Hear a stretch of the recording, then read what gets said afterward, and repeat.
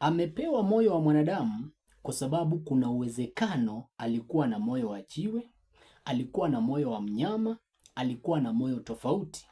Na ukiangalia vizuri utaona kwamba huyu mnyama tunayemzungumzia hapa, ambaye tunaambiwa kwamba ni mnyama anayefanana na simba, ako na manyoya ambayo yamesimama katika mgongo wake. Huu ni utawala wa Babeli, na utawala wa Babeli ulikuwa umesimamiwa na kiongozi mmoja ambaye yule kiongozi anaitwa Nebukadneza. Ukisoma kwenye kile kitabu cha Danieli mlango wa 4 na mstari wa 16. Huyu Nebukadneza kuna wakati alipewa moyo wa mnyama, akaenda kuishi msituni, akakaa na wanyama msituni. Lakini hapa maandiko yanatuambia kwamba akapewa moyo wa moyo wa mwanadamu. Kwa hivyo kuna uwezekano huyu mfalme wa Babeli alikuwa na moyo wa mnyama, na baada ya kuwa Mungu aliona vyema, ina maana kwamba akampea moyo wa mwanadamu. Oh my God. Kuna kitu ambacho nataka ukishike hapa, na ukinisikiliza kwa makini na imani ya kwamba utanielewa. Mfalme wa Babeli alipoanza utawala alikuwa na moyo wa mwanadamu. Ina maana alikuwa na relate vizuri na wanadamu alipoanza utawala. Ndio maana Mungu akachukua taifa lake la Israeli wakaenda utumwani kule Babeli. Lakini baada ya kukaakaa, yule mfalme Nebukadneza akaanza kuabudu, akaanza ibada za sanamu, akaanza kuwa na waganga, wachawi, wasiri, watu kama hao. Akaanza kutengeneza sanamu yake ili iabudiwe, akaanza kubadilisha, yani akaanza kufanya mambo ambayo ni chukizo ya Bwana. Maandiko yasema ya kwamba akabadilishiwa moyo kwenye kile kitabu cha Danieli mlango wa 4 na mstari wa 16, akapewa moyo wa mnyama. Lakini pia ukisoma kwenye kitabu cha Danieli mlango wa 7 na mstari wa 4, utaona kwamba huyu Nebukadneza mwanzoni alipewa moyo wa mwanadamu, lakini hapa amebadilishiwa moyo wake, akaambiwa asiwe na moyo wa mwanadamu bali awe na moyo wa mnyama, aende akakae msituni. Nielewa. Lakini kumbe kuna watu wanakuja hapa duniani, ni watawala, wanakuja hapa duniani wanafanya biashara, lakini hao watu wako na mioyo ambao sio wanadamu. Ndio maana utaona kwamba kuna watu wengine ambao wanapenda mapenzi ya jinsia moja, kwa sababu moyo ni tofauti. Pamoja na kuwa ukimwangalia ni mwanaume, lakini ndani yake amebadilishiwa moyo, ukawa yeye ni mwanaume lakini akapewa moyo wa mwanamke, kwamba anapenda wanawake wenzake ama wanaume jinsia tofauti. Nielewa. Lakini Bwana Yesu asifiwe sana. Mtu akibadilishiwa moyo huwa anabadilishiwa na marafiki zake huwa anabadilika. Nebukadneza alipobadilishiwa moyo akapewa moyo wa mnyama, alienda kuishi na wanyama. Wakati ule alipobadilishiwa moyo wake, hata diet yake ilibadilika. Akaanza kula nyasi, akaanza kula vyakula vile ambavyo wanyama wanakula. Kwa hivyo diet hata yenyewe unabadilika. Unapobadilishiwa moyo, hata muonekano wako utabadilika. Maandiko sema kwamba Nebukadneza akaanza kumea manyoya kwenye mwili wake, kwa hivyo muonekano wake ukabadilika.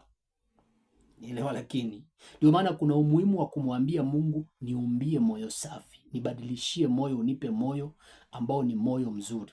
Kwa hivyo tunapoongelea kuhusiana huyu mnyama wa kwanza, nimesema kwamba mnyama huwa anamaanisha kwenye lugha ya kinabii mnyama.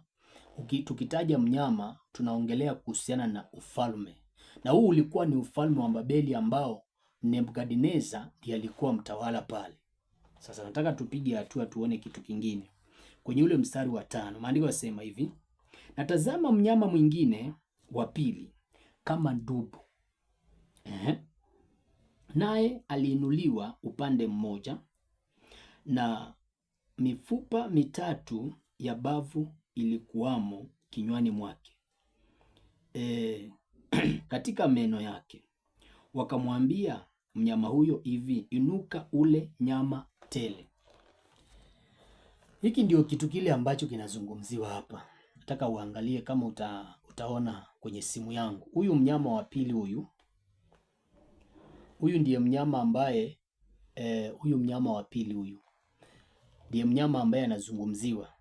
Alikosema kwamba huyu mnyama alikuwa ni mfano wa dubu, na tazama mnyama mwingine wa pili kama ndubu, naye aliinuliwa upande mmoja. Ukiangalia huyu mnyama vizuri utaona kwamba mkono wake mmoja umeinuka na mkono mwingine wake uko chini. Kwa hivyo ameinuliwa upande mmoja, na kule kuinuliwa upande mmoja inamaanisha kwamba baada ya kuwa Nebukadneza ametoka kwenye uongozi, ukisoma historia vizuri utaona kwamba Medo-Persia ama ufalme wa Umedi na Uajemi ndio uliingia kwenye utawala, na ule ufalme wa Umedi na Uajemi ulikuwa hautoshani nguvu. Kuna ufalme mmoja ulikuwa uko na nguvu kuliko mwingine, ndio maana utaona yule dubu mkono wake mmoja umeinuka na mwingine uko chini. Lakini pia tukiangalia kwenye ile sanamu ambayo tuliangalia ambayo ni ndoto ya Nebukadneza, nadhani ile sanamu utaiona hapa kwenye simu.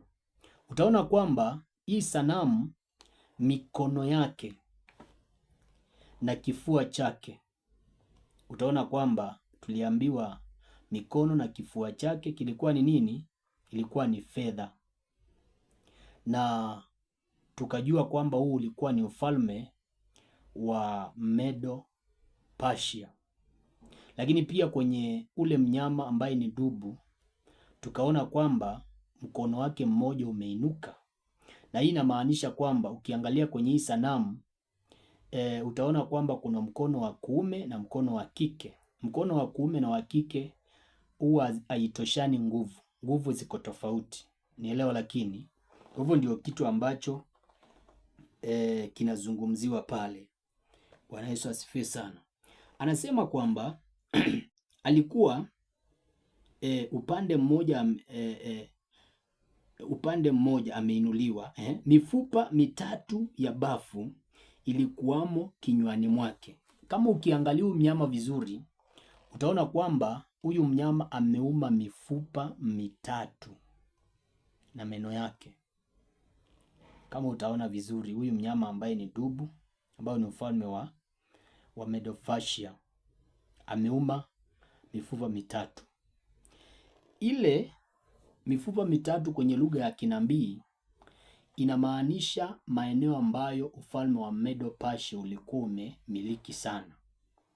Ufalme wa Medo-Persia ulikuwa umemiliki maeneo makuu matatu yale ambao walikuwa wamemiliki.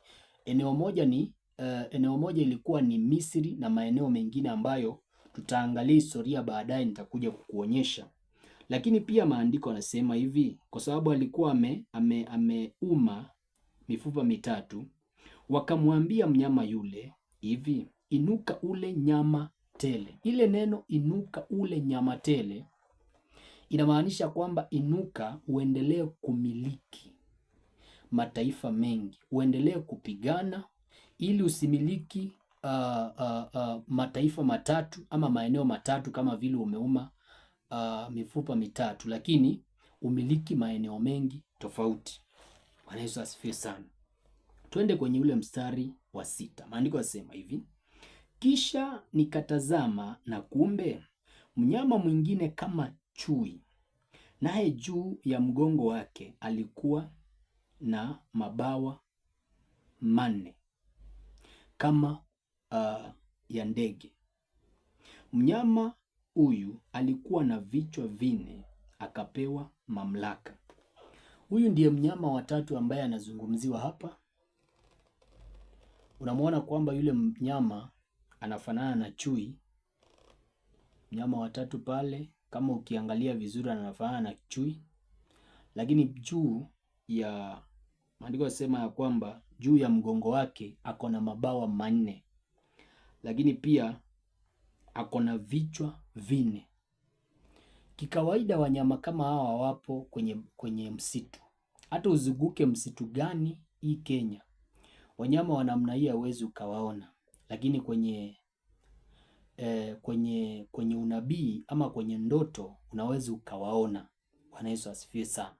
Kwa hivyo nataka nimwelezee huyu mnyama wa tatu